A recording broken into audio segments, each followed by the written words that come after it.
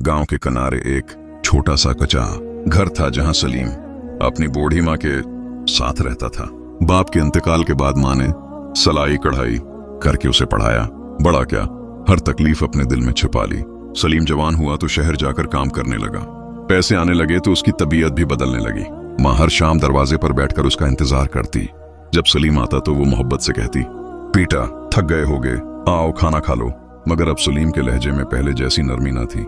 वो अक्सर झंझला कर कहता, अम्मी हर वक्त नसीहतें न क्या करें, मुझे सुकून से जीने दें। चंद महीनों बाद सलीम की शादी हो गई। बहू को सास की सादगी और गुर्बत पसंद न थी। वो सलीम के कान भरने लगी, आपकी माँ हमें आगे बढ़ने नहीं दे रही, अलग घर ले लें तो बेहतर है। सलीम ने माँ की मोहब्बत भुला दी। एक दिन उसने सख्त लहजे में कहा, अम्मी अब आप गांव वाले पुराने घर में ही रहें, हमें शहर में अपनी जिंदगी जीने दें।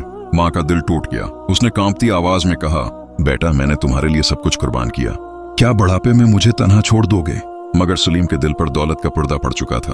वो माँ को अकेला छोड़कर शहर चला गया। तन्हाई और दुख ने माँ को अंदर से तोड़ दिया। एक रात उसकी आंखों से आंसू बहते रहे।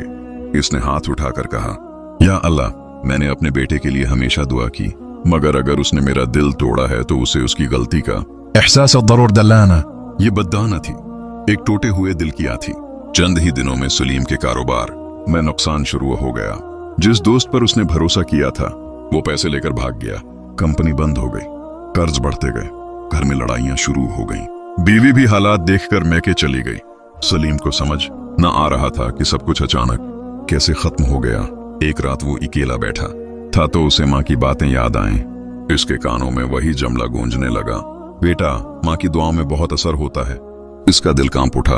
वो फौरन गांव की तरफ भागा। घर का दरवाजा खुला था। अंदर माँ कमजोर सी चारपाई पर लेटी थी, चेहरा जर्द, आंखें बंद। सलीम माँ के कदमों में गिर कर रोने लगा, अम्मी मुझे माफ कर दें, मेरी नादानी थी, सब कुछ खत्म हो गया, शायद आपकी आह लग गई। माँ ने आहिस्ता से आंखें खोले, कमजोर हाथ उसके सर पर रखा और कहा, बेटा माँ बदहा नहीं देती, माँ तो हमेशा दुआ ही देती है, मगर औलाद की नाफरमानी खुद उसके लिए अजाब बन जाती है। ये कहकर माँ की सांसें मध्यम हो गईं। सलीम चीख उठा, मगर वक्त गुजर चुका था। माँ के जनाजे के साथ पूरा गांव रो रहा था। सलीम के पास अब न दौलत थी, न सुकून, न माँ का साया। उसे एहसास हो चुका था कि दुनिया की सब से बड़ी दौलत माँ की दाह होती है। जब वही रूठ जाए तो जिंदगी की हर खुशी बेमानी हो जाती है। इस दिन के बाद सलीम ने सादा जिंदगी अख्तियार कर ली।